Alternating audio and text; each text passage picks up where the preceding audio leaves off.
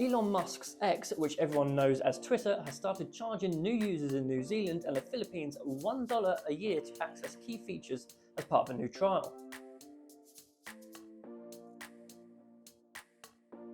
My name is Jack Reevers and we are back today with another episode of Tax Tidbits, where X is charging those users $1 per year to be able to tweet, retweet, like posts and reply to posts.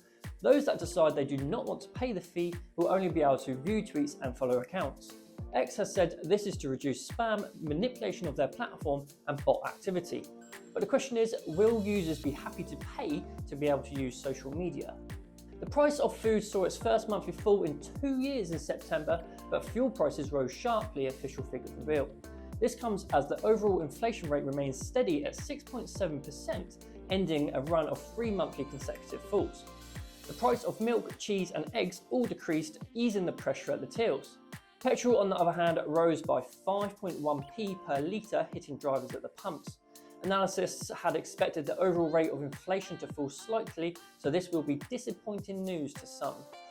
Last week, the Royal Mint released the redesigned set of UK coins, marking the new reign of King Charles III. The redesigned set of coins will have large numbers on them, which is aimed to help children to identify figures and learn to count.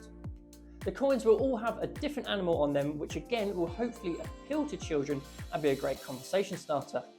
I know I for one will try and get a full set when they become available. HMRC has announced that from the 13th of November 2023, businesses and agents will only be able to register for VAT online unless they are digitally exempt or unable to use the VAT registration service. HMRC have justified this move as they say that over 95% of businesses or agents use the online VAT registration service.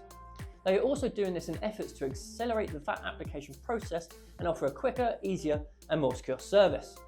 The last time HMRC did something to make things quicker, it resulted in a lot of delays. There has been calls for more help on heat pumps to meet the government's net zero target. The National Infrastructure Commission said pumps were not being installed fast enough and questioned the Prime Minister's carbon pledges.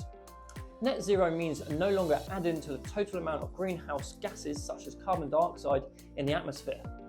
The NIC, a group which advises the government on the infrastructure challenges the UK is facing, said around 8 million buildings will need to switch from gas boilers, which currently heat around 9 in 10 properties in England, to cleaner alternatives by 2025 to meet the UK's 2050 net zero targets.